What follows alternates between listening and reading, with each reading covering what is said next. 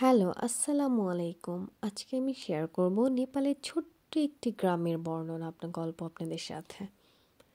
তো আজকে আমরা গিয়েছিলাম অফিসের কাজে, ভিজিটের জন্য গিয়েছিলাম একটি ওআরসি ক্লিনিক, যেটা হচ্ছে নেপালের বাগমতি প্রভিন্সে অবস্থিত দেবীচর নামের একটি ছোট্ট গ্রাম।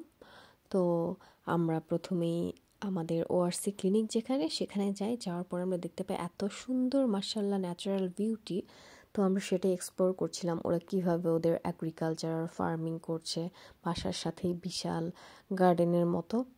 তো এখানে ওরা সব ধরনের শাকসবজি ফলাচ্ছিল। ইভেন আপনারা দেখতেই পাচ্ছেন গরুর গোবরটা ওরা কিভাবে রেখেছে এবং সেটা কিভাবে সার হিসেবে এখানে ব্যবহৃত হচ্ছে। তো এই দিক দিয়ে সার হয়ে যাচ্ছে, অন্যদিকে ওদের গরুর গোবরটাও সুন্দর একটা আবর্জনাটা যথাস্থানে রাখা হচ্ছে। তো এগুলোই আমরা এক্সপ্লেইন করছিলাম, সুন্দরভাবে দেখছিলাম। এরপর আমরা চলে আসলাম, এখানে প্রচুর পেশেন্ট ছিল। তো তাদের যে বেসিক হেলথ কেয়ার সেটা প্রোভাইড করা শেষ হলে আমরা নিচে কিছু হোম ভিজিট ছিল, সেই হোম ভিজিট করতে চলে যাই।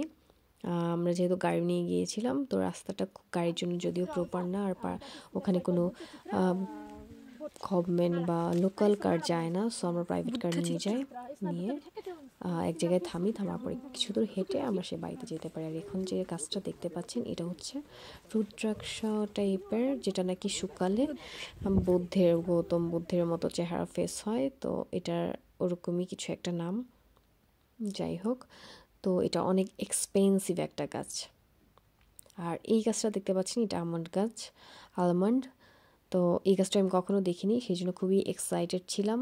তারপর হচ্ছে আমরা অনেকক্ষণ ওখানে চা খাই, নাস্তা করি। দেন আমরা এখানে কাগদি, সেটা হচ্ছে কাগজি লেবু, ওরা কাগদি বলে।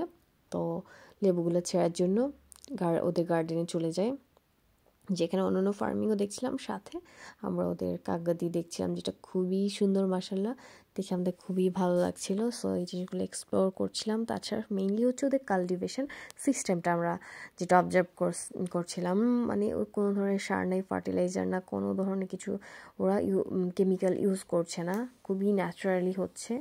আর মাশাআল্লাহ খুব হেলদি, খুবই টেক কেয়ার করছে। আর সব থেকে ভালো লেগেছে ওদের পানি দেওয়ার সিস্টেমটা, একটা পাইপ সারাক্ষণ ঘুরতে থাকে, আর সেটাতে মোটামুটি পুরো অনেকটা এরিয়া কভার করে পানি দিয়ে। সো ওরা মনে হয় ওই জিনিসটা পাইপটার জায়গাটা শিফট করে দেয়, যার ফলে প্রতিটা এরিয়াতেই এভাবে পানির পর্যাপ্ততা ওরা নিশ্চিত করে। আর সাথে দেখতে পাচ্ছেন খুবই সুন্দর একটা নদী। আর নদীতে এখন পানি কিছুটা কম, বাট প্রচুর সাউন্ড করে নদীর পানিটা বয়ে যাচ্ছিল। সো আমার মনে হয় এটা মানে বাঁচার জন্য বেস্ট প্লেস। এরকম মানে শান্তির আর কি হতে পারে, এত সুন্দর একটা ন্যাচারাল ভিউ তারা বাসা করেছে, সাথে নদীর সাউন্ড, বড় বড় পাহাড়, চারপাশে পাহাড় দেখে থেকে ঘুমাতে যাচ্ছে, ঘুম থেকে উঠতেছে, এর থেকে শান্তির আর কি হতে পারে। তবে এখানে লাইফ আসলেই যতটা সুন্দর লাগছে ততটা আরামের না, খুবই কষ্ট করতে হয়, হার্ড ওয়ার্কিং করতে হয়, যেটা হয়তো আমাদের জন্য পসিবল না। তো এগুলি অবজার্ভ করার শেষে আমরা ফাইনালি ফিরছিলাম। এখানে ল্যান্ডস্লাইডের কিছু ক্ষতিকর দিকও ছিল, যেটা আমরা অবজার্ভ করছিলাম। আর এখানে হচ্ছে গাছ দেখতে পাচ্ছেন, এই গাছগুলো হচ্ছে গাঁজা গাছ, যেটা নেপালে কোনো ইলিগাল জিনিস না, ওরা এটা চাষ করছে রীতিমতো। আর আমরা এখন ব্যাক করার মাঝখানে কিছু যাওয়ার সময় আমরা এই পাথরটা দেখি নাই রাস্তায়, বাট আসার সময় আমরা দেখি রাস্তার উপর পাথর, যেটা হয়তো বা কোনো কারণে পাহাড়ের উপর থেকে পড়েছে। তো কতটা রিস্কি একটা এরিয়া। আর এরপরে আমরা পাথরগুলো সরিয়ে সামনের দিকে এগোতে থাকি আমাদের অফিসের উদ্দেশ্যে। দেখতেই পাচ্ছেন কি সুন্দর রাস্তা দিয়ে, মানে তাকিয়ে থাকতে মন চাচ্ছিল, এত সুন্দর পুরো কাঠমান্ডু ভ্যালি জানলা দিয়ে দেখতে পাচ্ছিলাম। তো আজকে এই পর্যন্তই, ভালো থাকবেন সবাই, আল্লাহ হাফেজ, টাটা।